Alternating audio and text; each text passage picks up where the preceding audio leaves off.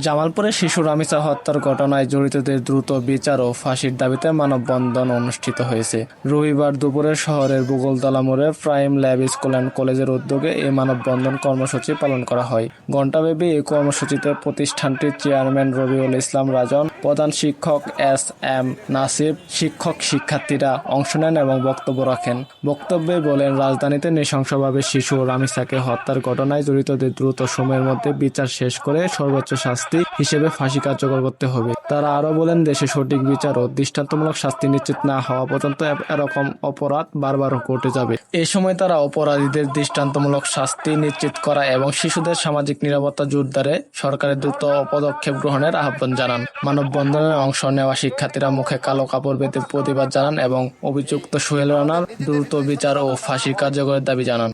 তাহলে কাজ হবে না, সচেতনতা নিজেদের ভিতর থেকে আনতে হবে।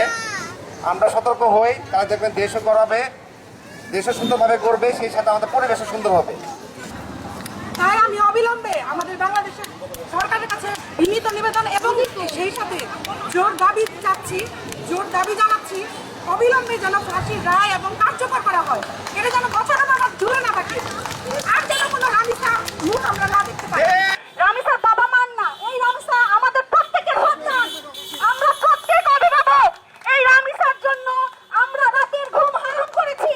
আমরা কি আমাদের এই স্বাধীন দেশে আমরা আমাদের সন্তানদের নিরাপত্তা পাবো না? জানি না কবে পাবো আমাদের সেই নিরাপত্তা। আমাদের সন্তানরা রাস্তায় নিরাপদ না, ঘরে নিরাপদ না, কোথাও নিরাপদ না। আমি আমার দেশের যারা আছেন, প্রশাসনে যারা আছেন, তাদের কাছে বিনীত অনুরোধ করব, অতি শীঘ্র অতি দ্রুত কোরবানির আগে সেই ধর্ষকের কোরবানি চাই। আজকে আমরা রামিসার বিষয়ে কথা বলবো। রামিসার জন্য আজকে মানববন্ধন করছি। আজকে এই রামিসার হত্যাকাণ্ডটা আমাদের সবার মনে আছে।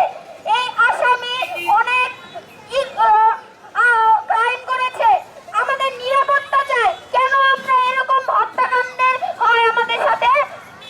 আমাদের মা বাবাদের চোখের জল কেন ধরে? এর আগে অনেকগুলো হত্যাকাণ্ড হয়েছে।